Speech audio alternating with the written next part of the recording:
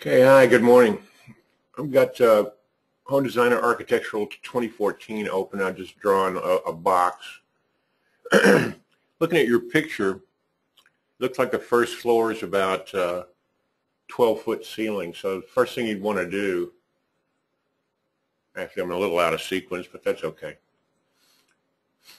We'll go over here to Edit Default Settings Floor, excuse me, and change the ceiling height from the default 9 feet to 12 feet.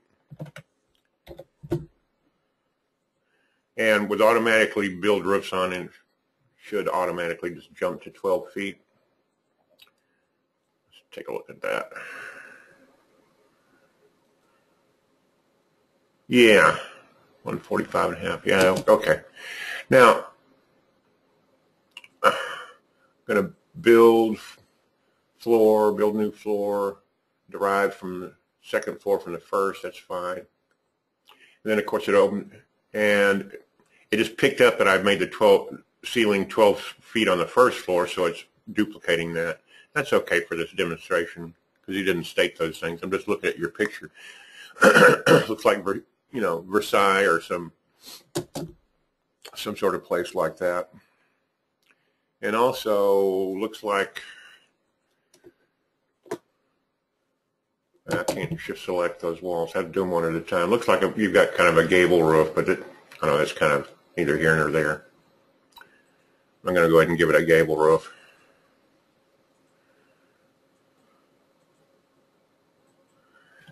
And I'm going to vault the ceiling.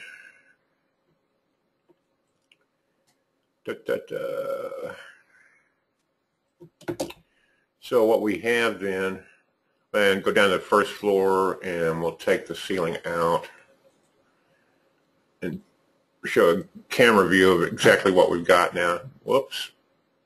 Hey, I know what I missed. Should call this open below. Open, there, right there. Then we'll go back to that camera. Yeah, okay. Yeah, there's the gable, and 12 feet, 12 feet.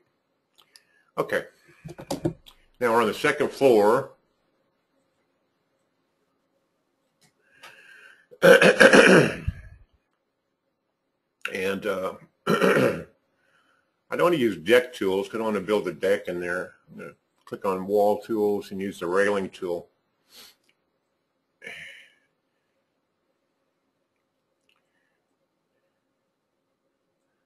And draw some railings and a landing. Now, if you were using the landing tool, I understand how you might have had a problem. Let's dimension that. Oh, that's not what I want.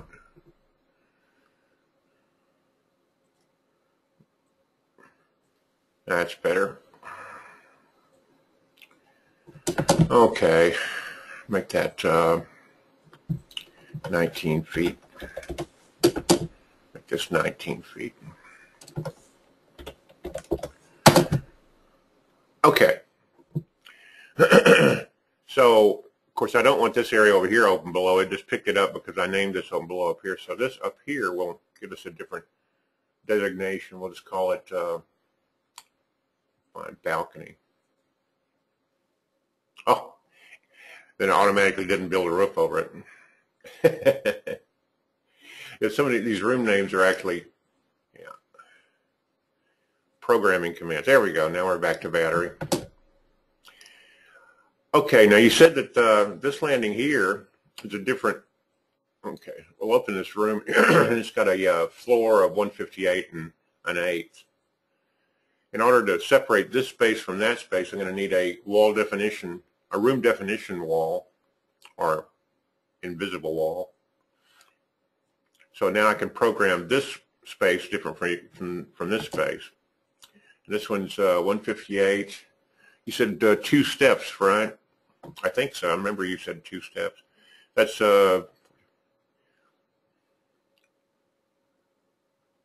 14 inches different. So we'll go over here to the floor and uncheck default and take 14 off of that. That would be 1. 144. Oops. 144. So now let's cross-section that. You can see how this is developing.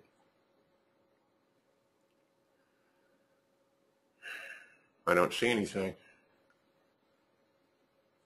Well, this is architectural. It's not like Pro or Chief, but I ought to be able to get some sort of an elevation here. Huh. Well, that sucks. I don't use architectural all that much. Well, fiddle faddle. Okay. Do it this with an isometric camera. Oh, I made it 14 inches higher. Okay. You can see this developing now. The dummy here just made a mathematical error in his head. So we want, oh, I see, I did it the wrong one. Let me just copy that value, click default, and put that value in here. I just wasn't paying attention. Okay. We'll go back to that camera I have open. That's better. Now we have a step down, this higher gadget up here, and then, now we're ready to draw stairs. If you'll actually just make the landing a room, you'll get better results than if you use the landing tool. I don't even know if architectural has a landing tool, but yeah, might as well look. I think it's not, well, all right. In some software titles, you can take a two-dimensional polyline and then convert it to a landing. Okay, I didn't think architectural had that feature in it. It doesn't. Let's see. Look at this build stairs. Oh, okay, there's a landing tool. It does have a landing tool. That's probably what you used, and that's why you were having so much trouble, because you can use the landing tool and put a stair connecting to it on each end, but it's this method is better. From my experience in 18 years, I never use this landing tool except for very specialized purposes. Okay, so I'm going to go down to the first floor and turn on the reference display. Tools, yeah, there it is. I want reference display, so I can see those walls above on the first floor.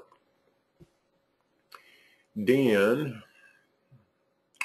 go over to build stairs.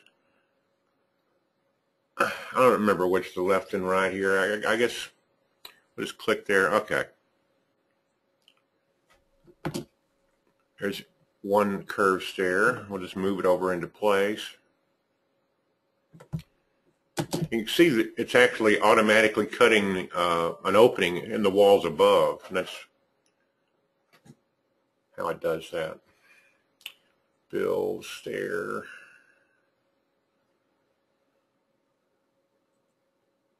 I'm just clicking it in there. If you have good patience, yeah. Now let's take a dollhouse view. And let's see, we'll go up to the second floor. Yeah, okay, there we go. That's your basic way to do that. Oh, let me put the steps in. Now, the two steps here, what I recommend is you go over to Build, Stair, click Stairs. This tool will automatically sense it. I'm going to click right next to where the transition is, and just put one step there. If you want two steps, yeah, I was thinking if you wanted two steps, we'll need to take this room dialog box here and lower it some more, 7 more inches at least. That'd be 137 and an eighth. Okay, delete that. Build, stairs, click stairs. Yeah, okay, that gives us 2 risers. Of course, this balcony is a little narrow for 2 steps, but you didn't give me a lot of data there. Yeah, okay. I think we need to make the balcony larger. And, oh, I need to go down to the first floor. I can't do that.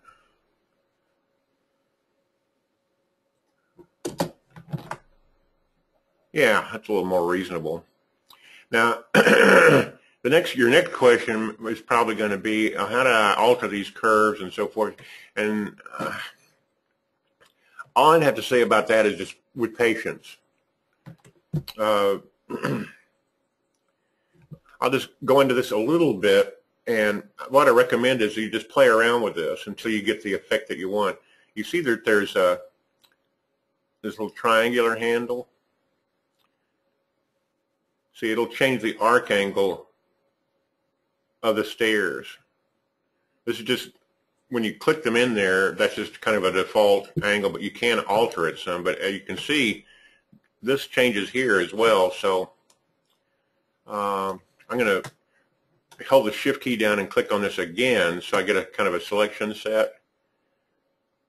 And then I can line it up to the landing a little bit more. But that's what I mean by patience. It's going to take messing around with this. Here, I've got that fairly straight now. So you can alter this angle, but it's because this is a unified 3D object, it's kind of twitchy to work with. And since it's a curve, we'll go over here to Edit, Preferences, Edit. Well, you don't have many tools there. I was going to say turn off angle snaps. It looks like architectural doesn't have angle snaps.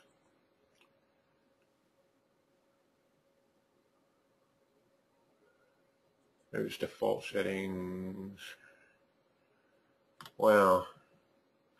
You know, it's really money well spent if you go ahead and spend the extra dough and get Home Designer Pro, because you have so much more control over how editing objects and so forth. I was going to say, when you work on arcs and curved objects, curved walls and so forth, you really need to turn off snaps. But I don't see how you would even access them. So, oh, wait a minute. Okay, there it is. F10 angle snaps. When you're working on curved stairs, it's a good thing to uncheck that. Yeah, get that turned off. And it just makes it easier. With the angle snaps off, then you have greater ability to alter the curve in fine increments. Now I've got the control key down and then left click and drag, and with angle snaps off, it's just you have greater control. Okay? That's about all I can tell you about this sort of thing, but I thought what happened to my stinking landing? Oh, hang on. I'm on the first floor. That's what's wrong. There we go.